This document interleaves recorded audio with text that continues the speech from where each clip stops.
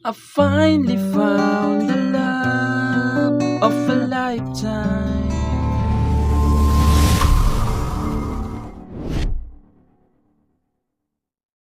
Hello mga ka-idol! So ngayon meron na naman akong ituturo sa inyong magandang kanta. So yung title pala nito ay yung Love of a Lifetime by Firehouse. So dito pala sa tutorial natin is gagawin natin siyang plucking. Okay, so kasi plucking yung sa kanta na to, no?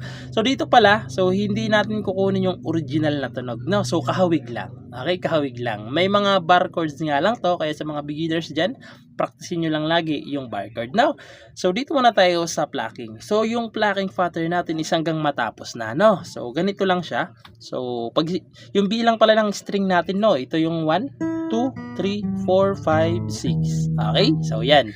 So yung plucking pattern natin is ganito lang. 3 2 1 2 3 2. Okay? So ulitin ko.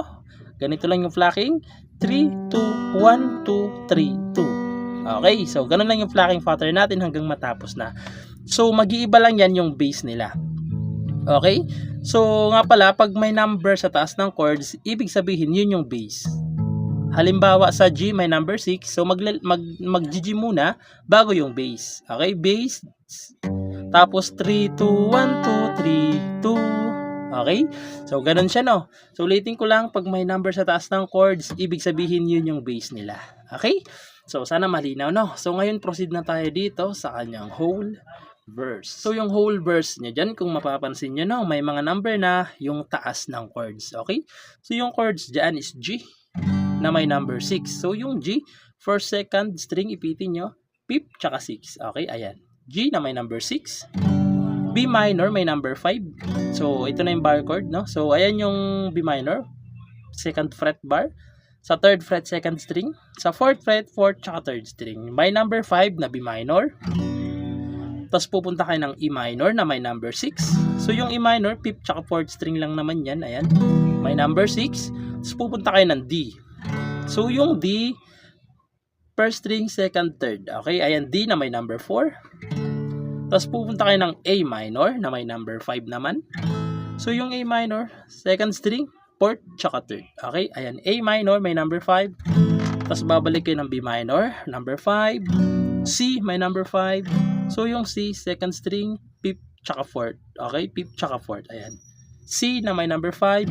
Tapos D ulit. May number 4. Okay? So yung lahat ng chords na yan, okay, yung buong chords na yan, dalawang beses nyo silang gagawin. No? So yan na rin pala yung intro niya. Okay? So yung verse na yan, yan na rin yung intro niya. No? So sasampulan ko, no, isang beses lang para hindi tayo makapiright. No? So ganito siya, hindi ko na lang i-introhan, no, para hindi humaba yung video natin. So ganito siya kapag kinantahan. So babagalan lang natin, no. So ganito. I guess the time was right for us to say we take our time or live our lives together day by day. O ulitin nyo lang ulit kasi 2 times nga, no? Doon naman yun sa part na we'll make a wish and set it on a frame. We know our dreams will all come true with love then we can share. So doon naman yun sa part na yan. So hindi na natin tapusin, baka makapiright pa tayo. So doon na lang agad tayo sa kanyang free chorus, doon sa part na you will never wonder. So doon na lang agad tayo proceed, no? So ngayon proceed na tayo sa kanyang pre-chorus. So yung pre-chorus niya dyan is A minor 7 na may number 5. So yung A minor 7 is second string lang tsaka fourth string sa second fret. Okay, ayan yung A minor 7 may number 5. B minor 7 may number 5. So yung B minor 7 is bar second fret naka-bar. Sa kanyang fourth fret, fourth tuloy. Third fret muna, third fret second string. Sa fourth fret, fourth string na lang. Okay, ayan. B minor 7. Okay? Yung dalawang chords na yan is gagawin nyo siya ng 3 beses. Okay? Yung dalawang chords muna, gagawin nyo ng 3 beses. Pag nagawa nyo ng 3 beses, pupunta na kayo ng C na may number 5. D na may number 4. Okay? So, ayan yung pre-chorus. So, sasampulan ko para mas maintindihan nyo, no? So, ganito naman siya kapag sinampulan. With you, I never wonder. 3 times. Be there for me. With you I never wonder. You're the one right for me. So, ganun siya, no? So, nilagyan lang natin ng arte. So, pagkatapos dyan, papasok na yung chorus. I finally found the love of a lifetime. Papasok na yung chorus, no? So, ngayon, proceed na tayo sa kanyang chorus. So, yung chorus niya naman dyan is G na may number 6. So, hindi na natin iisa-isain yung string kasi naisa-isa na natin kanina, no? G na may number 6, B minor may number 6, C may number 5, 4 D may number 4. Okay? Yung apat na chords, tatlong beses nyo rin gagawin. Okay? Yung apat na chords, 3 times nyo munang gagawin. Pag nagawa nyo sila ng 3 times, pupunta kayo ng A minor 7 na may number 5, B minor 7 may number 5, C may number 5, D may number 4, tapos G number 6.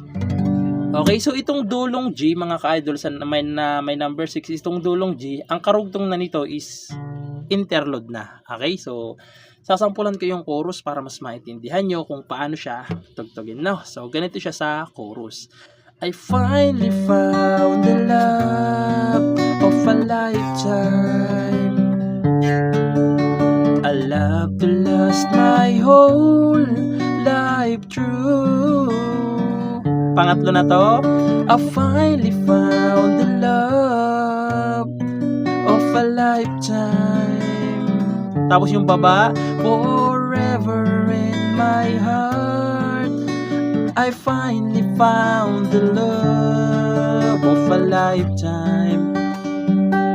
Tapos, interlude. So yung interlude, tulad ng sinabi ko, karugtong yung G. Pagkatapos ng G, interlude na, B minor na. Okay, B minor may number 5, C may number 5, 4, D may number 4. Okay? So, sasample lang ko kayo ng interlude, no? So, dun sa part na, dito siya. So, dito tayo sa A minor 7 muna magsimula, no? So, ganito siya. Forever in my heart, I finally found the love of a lifetime. Tapos interlude, B minor, interlude na to. Tapos D. Tapos papasok ulit yung verse na na na na na na na na na na na na na. So, papasok ulit yung kanyang verse. Okay? So, yun lang naman. Sana nagustuhan nyo at naintindihan nyo, no? So, sa mga nagre-request dyan, mag-comment lang kayo sa baba para magawa natin ng tutorial. Okay? So, yun lang. Sana nag-enjoy kayo at good luck sa bago nyong matututunan.